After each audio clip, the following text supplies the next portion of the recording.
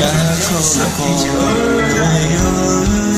Ngày xưa ấy đôi ta bên nhau không rồi, người trên cá nhì bên đền vu vơ mấy câu tình cảm. Trái tim buồn vì thương, vì đang sống sao đôi ta mau chia lìa. Đường đông máu như đắng cay, cuốn trôi nhau biết đâu tình nồng. Vì tôi em đừng nhớ, đừng thương tiếc chi thêm đau lòng.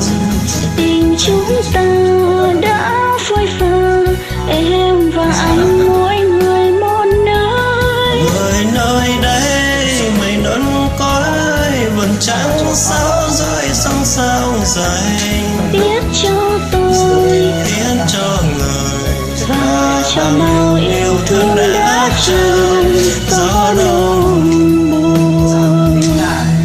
không chỉ ngờ vì anh biết nào ai muốn sao đưa ta mau chia đường.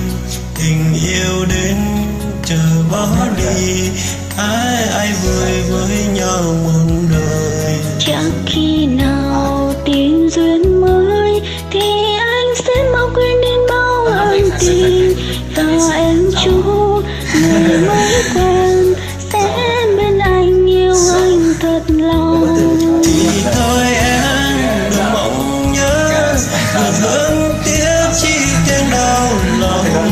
Tình chúng ta đã phôi pha, em và anh mỗi người một nơi. Ngày mai sau dù gắn nhau thì xin hãy cho nhau một lời.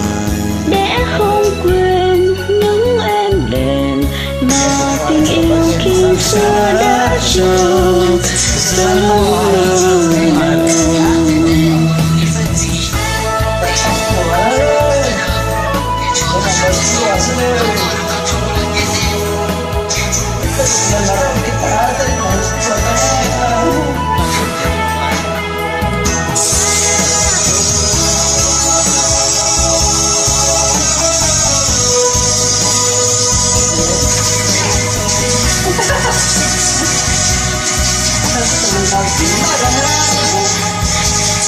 Đã không còn người yêu mới, ngày xưa ai đôi ta bên nhau không rời.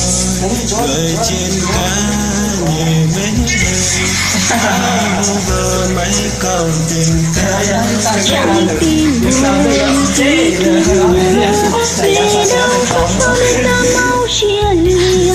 Đời dòng bao nhiều đắng cay, cuốn trôi nhau biết đau tình nồng. Thì thôi em đừng mong nhớ, đừng thương tiếc chi tiếng đau lòng.